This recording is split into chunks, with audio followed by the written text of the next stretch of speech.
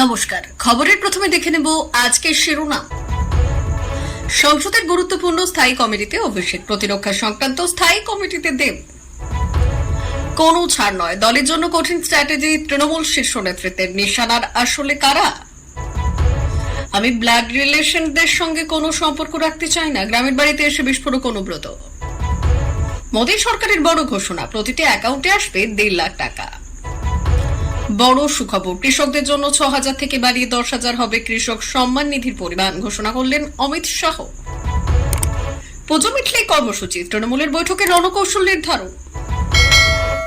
ফাঁসি হতে চলেছে সন্দীপ ঘোষ ও অভিজিৎ মণ্ডলের, ভয়ঙ্কর অপরাধ প্রমাণিত হবার পথে, স্পষ্ট আভাস দিল আদালত। 23 অক্টোবরই পুজোর আগেই জামিন পাচ্ছেন প্রার্থ। নিয়োগ দুর্নীতি মামলায় বড় খবর। বিহার, নীতিশ নয় তেজস্বী যাদবের নেতৃত্বে সম্ভব, জানিয়ে দেওয়া হলো বিগ ব্রেকিং। আসছি বিস্তারিত খবরে। সংসদের গুরুত্বপূর্ণ স্থায়ী কমিটিতে জায়গা পেলেন তৃণমূলের সর্বভারতীয় সাধারণ সম্পাদক অভিষেক বন্দ্যোপাধ্যায়। ডায়মন্ড হারবারের 3 বারের সাংসদকে এবার রাখা হলো প্রতিরক্ষা সংক্রান্ত স্থায়ী কমিটিতে।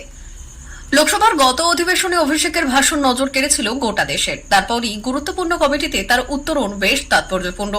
বৃহস্পতিবার মন্ত্রক ভিত্তিক সংসদীয় স্থায়ী কমিটির তালিকা প্রকাশ করা হয়েছে। সেখানে অর্থ বিষয়ক স্থায়ী কমিটির চেয়ারম্যান পদ গিয়েছে বিজেপি লোকসভার সাংসদ ভর্তৃহরি মহতাবের কাছে। স্বরাষ্ট্র এবং প্রতিরক্ষা বিষয়ক কমিটির চেয়ারম্যানের পদ বিজেপি দখলের নিজেদের রেখেছে। রাধামোহন সিং যথাক্রমে স্বরাষ্ট্র ও প্রতিরক্ষা বিষয়ক কমিটির চেয়ারম্যান হয়েছেন। তবে পররাষ্ট্র বিষয়ক সংসদীয় স্থায়ী কমিটির চেয়ারম্যানের পদ পেয়েছেন কংগ্রেসের লোকসভার সাংসদ শশী থারুর। ওই কমিটিতেই রয়েছেন অভিষেক বন্দ্যোপাধ্যায়। এবার লোকসভা 2টি স্থায়ী কমিটির চেয়ারম্যান পদ পেয়েছে তৃণমূল। তবে ওই 2 পদে দলের তরফে বেছে নেওয়া হয়েছে দোলা সেন এবং কীর্তি আজাদকে। এই কমিটির চেয়ারম্যানদের বেশ কিছু বাড়তি দায়িত্ব নিতে হয়। অভিষেক সহ আরো বেশ কয়েকজন তৃণমূল সাংসদ একাধিক গুরুত্বপূর্ণ কমিটিতে রয়েছেন। ডেরেক ও ব্রায়ান রয়েছেন স্বরাষ্ট্র মন্ত্রকের স্থায়ী কমিটিতে। আবার দেব রয়েছেন প্রতিরক্ষা বিষয়ক স্থায়ী কমিটিতে। ওই কমিটিতেই রয়েছেন রাহুল গান্ধী। শিক্ষা বিষয়ক কমিটির চেয়ারম্যানের পদ পেয়েছেন কংগ্রেসের রাজ্যসভার সাংসদ দিগ্বিজয় সিং। প্রাক্তন কেন্দ্রীয় মন্ত্রী অনুরাগ সিং ঠাকুরকে কয়লা খনি ও ইস্পাত বিষয়ক কমিটির চেয়ারম্যান করা হয়েছে। প্রাক্তন কেন্দ্রীয় মন্ত্রী রাজীব প্রতাপ রুডিকে জলসম্পদ বিষয়ক কমিটির চেয়ারম্যান করা হয়েছে। লোকসভার বিজেপির সাংসদ ঋষিকান্ত দুবেকে যোগাযোগ ও তথ্য প্রযুক্তি বিষয়ক স্থায়ী কমিটির চেয়ারম্যানের পদ দেওয়া হয়েছে। লক্ষণীয় বিষয়, এই কমিটিতেই রয়েছেন তৃণমূল কংগ্রেসের কৃষ্ণনগরের সাংসদ মহুয়া মৈত্র। দুবের সঙ্গে মহুয়ার সংঘাতের কথা সর্বজনবিদিত। শুদ্ধিকরণের পথে রাজ্যের শাসক দল তৃণমূল কংগ্রেস। একের পর এক নেতার বিরুদ্ধে যেভাবে ব্যবস্থা নেওয়া হচ্ছে তাতে রাজনৈতিক মহল মনে করছে সংগঠন নিয়ে কড়া অবস্থান নিচ্ছে এই শাসক দল। এর আগে জমি দুর্নীতি নিয়ে একাধিক নেতার বিরুদ্ধে ব্যবস্থা নেওয়া হয়েছে। দায়িত্বে থাকা নেতাকে সরিয়ে দিয়ে তাকে কার্যত গুরুত্বহীন করে দেওয়া হয়েছে। এই অবস্থায় যদি পুরো প্রতিনিধিদের আচরণ মানুষের মনে সংশয় জাগায় তাহলে ভালো ফল সম্ভব নয়। তাই পুরো এলাকায় পুরো প্রতিনিধিদের পারফরমেন্স যাচাই শুরু হয়েছে। আর যার নেতৃত্বে পুরসভা চলছে তিনি কি আদেও মানুষের কাছে গ্রহণযোগ্য? পুরসভার প্রাথমিক যে কাজ, সেই কাজের সুবিধা কি মানুষ পাচ্ছেন? প্রকল্পের জন্য যে অর্থ পাঠানো হচ্ছে তার ব্যবহার কতটা হচ্ছে? পুরো প্রতিনিধির আচরণে কতটা বদল এসেছে? পুরো প্রতিনিধির ব্যক্তিগত জীবনে কতটা বদল এসেছে যা সাধারণ মানুষের চোখে লেগেছে? এই সমস্ত একাধিক তথ্য সংগ্রহ করার কাজ শুরু হয়েছে। সূত্রের খবর, একাধিক ব্যক্তির নামে প্রশাসনিক ও দলীয় স্তরে নানা অভিযোগ এসেছে। সেগুলিকেই গুরুত্ব দিয়ে দেখার কাজ শুরু হয়েছে। মাল পুরসভার চেয়ারম্যানকে প্রশাসনিক পদ ও দল থেকে বহিষ্কার করে কার্যত বুঝিয়ে দেওয়া হয়েছে। এলাকায় কে কি করছে, তাদের সম্পর্কে মানুষের কি ধারণা তৈরি হয়েছে, তার প্রেক্ষিতে সরাসরি প্রতিনিয়ত যাদের মাধ্যমে মানুষের সঙ্গে দল ও প্রশাসনের যোগাযোগ থাকে তাদের পারফরমেন্সে নজর দিয়েছে শাসক দলের শীর্ষ নেতৃত্ব। গরু পাচার মামলায় 2 বছর জেলবন্দী ছিলেন অনুব্রত মণ্ডল। তাই পরপর 2 বছর গ্রামের পৈতৃক বাড়ির দুর্গাপুজোতে অনুপস্থিত ছিলেন কেষ্ট। আর এখন হাতে 12 দিন বাকি, তারপরই দুর্গাপুজো। আজ অর্থাৎ শুক্রবার দুর্গাপুজোর প্রাককালে গ্রামের বাড়ির দুর্গাপুজো প্রস্তুতি এবং বাড়ির খবর নিতে মেয়ে সুকন্যাকে নিয়ে হাজির হলেন অনুব্রত মণ্ডল বীরভূমের নানুর ব্লকের হাটসেরান্দি গ্রামে। অনেকেই অনেক কথা জিজ্ঞেস করেন, শরীরের খবর থেকে শুরু করে দুর্গাপূজায় কখন আসবে সবই জানতে চান তারা। প্রত্যেকেই উত্তর দিলেন কেষ্ট। আর এখানে মন্দিরের উঠোনে দাঁড়িয়ে বিস্ফোরক মন্তব্য করলেন অনুব্রত মণ্ডল। আগামী দিনে আর রক্তের সম্পর্কের মানুষদের সঙ্গে কোনো যোগাযোগ রাখতে চান না অনুব্রত মণ্ডল, বিস্ফোরক মন্তব্য করলেন তিনি। বীরভূম জেলা তৃণমূল কংগ্রেসের সভাপতি অনুব্রত মণ্ডল শুক্রবার তার গ্রামের বাড়ি নানুনের হাটসেরান্দি গ্রামে দুর্গাপুজোর প্রস্তুতি পরিদর্শন করলেন। তার সঙ্গে ছিলেন মেয়ে সুকন্যা মণ্ডল। কিন্তু কেন এমন মন্তব্য করলেন? বাপ ঠাকুর তাদের বাড়ি পৈতৃক ভিটে, সেখানে দুর্গাপুজো, অথচ এমন মন্তব্য শুনে অনেকেই অবাক হলেন। এখানে দাঁড়িয়ে অনুব্রত মণ্ডল সাংবাদিকদের বললেন, আমি ব্লাড রিলেশনদের সঙ্গে কোনো সম্পর্ক রাখতে চাই না। প্রায় 2 বছর পর গ্রামে এলাম, আমার সঙ্গে মেয়ে সুকন্যা আছে। পরপর 2 বছর নিজের বাড়িতে দুর্গাপুজোতে অংশগ্রহণ করতে পারিনি, খুব খারাপ লাগছে।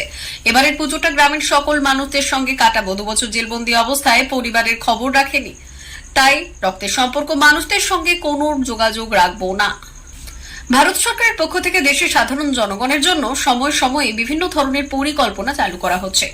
এই প্রকল্পগুলির উদ্দেশ্য দেশের প্রতিটি স্তরের জনগণকে সুখী করা এবং গরিবদের শক্তিশালী করা, তাদের মৌলিক প্রয়োজন মেটানো। এই ধরনের প্রকল্পগুলি কেবল কেন্দ্রীয় স্তরেই নয়, বরং রাজ্য স্তরে চালানো হচ্ছে। 2000-এরও বেশি পরিবারে মিলবে 1.5 লাখ টাকা। প্রধানমন্ত্রী আবাস যোজনার সব থেকে বড় সুফল গরিব শ্রেণীর মানুষ পাচ্ছেন। যারা এখনো বাড়ি পাননি তারা এই প্রকল্পের মাধ্যমে বড় উপকার পাচ্ছেন। হিমাচল প্রদেশের হামিরপুর জেলায় প্রায় 3896 পরিবারের এই প্রকল্পের মাধ্যমে নির্বাচিত করা হয়েছে। এর মধ্যে 2025 পরিবারের জন্য সরকার পাকা বাড়ি প্রদান করছে। পাশাপাশি 1.5 লাখ টাকা তাদের খাতে জমা করা হবে। 3 কিস্তিতে পাঠানো হবে অর্থ। সরকারের পক্ষ থেকে যেসব পরিবারের এই প্রকল্পের মাধ্যমে নির্বাচিত করা হয়েছে তাদের উপকারের অর্থ 3 ভাগে, অর্থাৎ কিস্তিতে খাতে জমা করা হবে। প্রথম কিস্তি হিসেবে 65,000 টাকা দেওয়া হবে, দ্বিতীয় কিস্তি হিসেবে 52,000 টাকা এবং তৃতীয় এবং শেষ কিস্তি হিসেবে 33,000 টাকা দেওয়া হবে।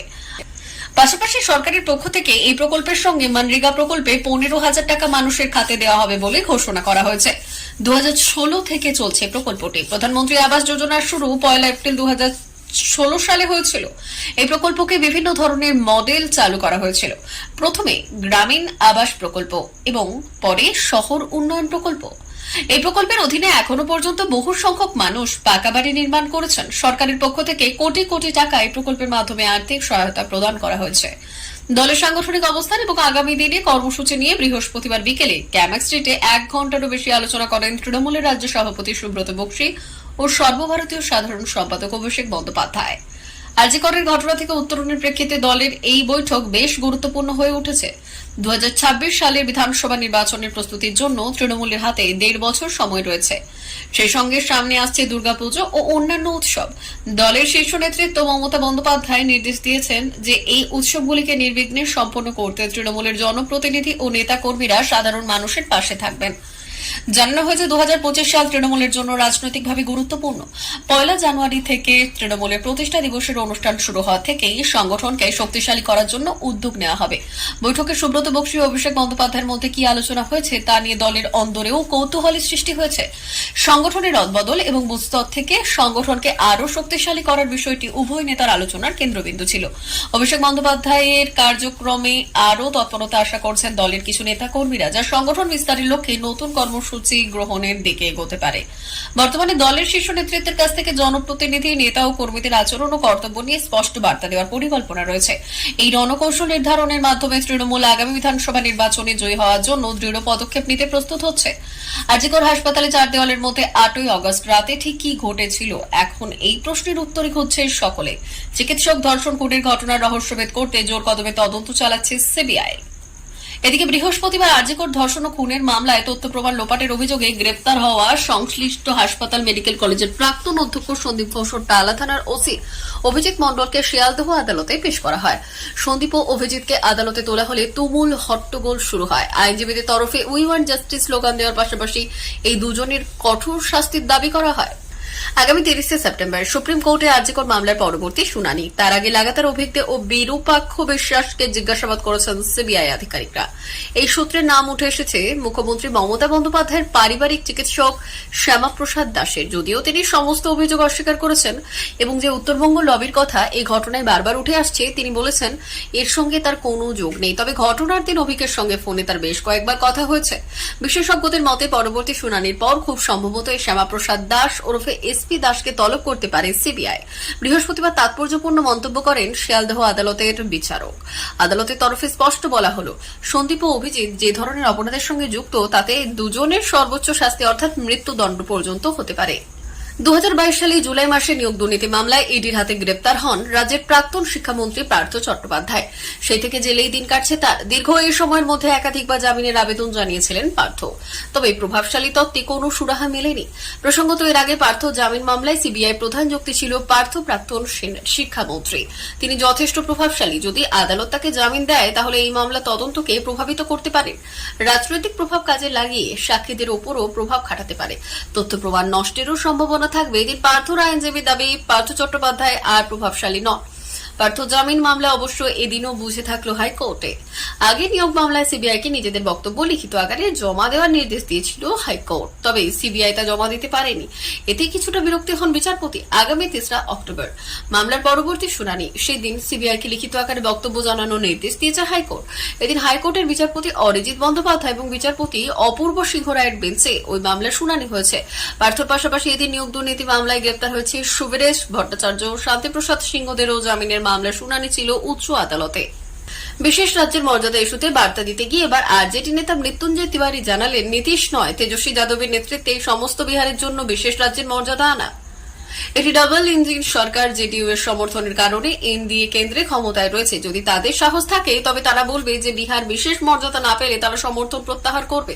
তারা এমন কিছু করতে চায় না যা তারা মানুষকে বোকা বানানোর চেষ্টা করছে। তেজস্বী যাদবের নেতৃত্বে আমরা বিহারের জন্য বিশেষ মর্যাদা পাবো।